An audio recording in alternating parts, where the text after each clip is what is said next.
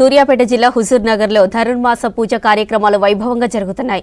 ఇందులో భాగంగా తెల్లవారుజామున శ్రీ వేణుగోపాల సీతారామచంద్రస్వామి శోభాయాత్ర నిర్వహించారు.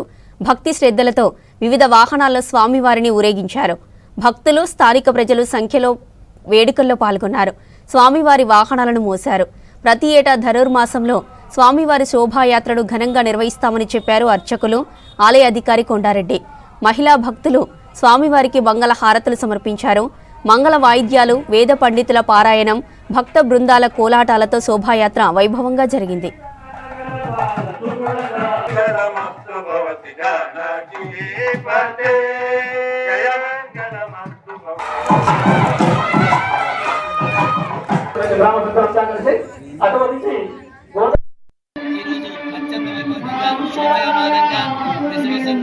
భక్తులకి ఏర్పడుతున్న శోభయాత్ర కార్యక్రమం ఎంతో అత్యద్భుతంగా పూజలతో కోలాటాలతో వేద పారాయణలతో చక్కగా నిర్వహించబడింది.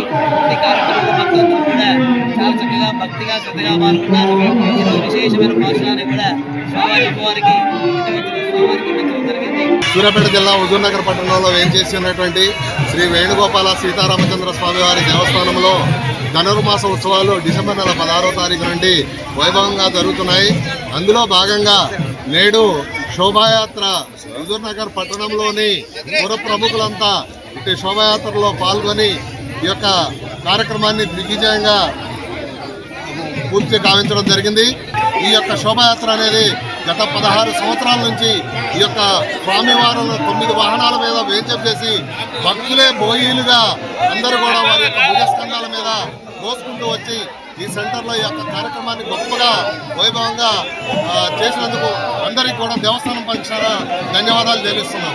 హుజూర్ నగర్ పట్టణంలో కొలువై ఉన్న శ్రీ సీతారామచంద్ర స్వామి వేణుగోపాల స్వామి వారి ఊరసేవ భక్తులే బోయలుగా గత 14 సంవత్సరాల నుంచి హుజూర్ నగర్ నియోజకవర్గంలోనే జిల్లాలోనే ఎక్కడా లేని విధంగా స్వామివారు అమ్మవార్లని అలవార్లతో కలిసి ఊరసేవకు తీసుకురావడం విశిష్టత ఉంది. దీంట్లో అత్యధిక సంఖ్యలో పుర ప్రముఖులతో పాటు పట్టణ ప్రజలు, మహిళలు, భక్తులు అందరూ కూడా పాల్గొనడం ఆనవాయితీగా మారింది.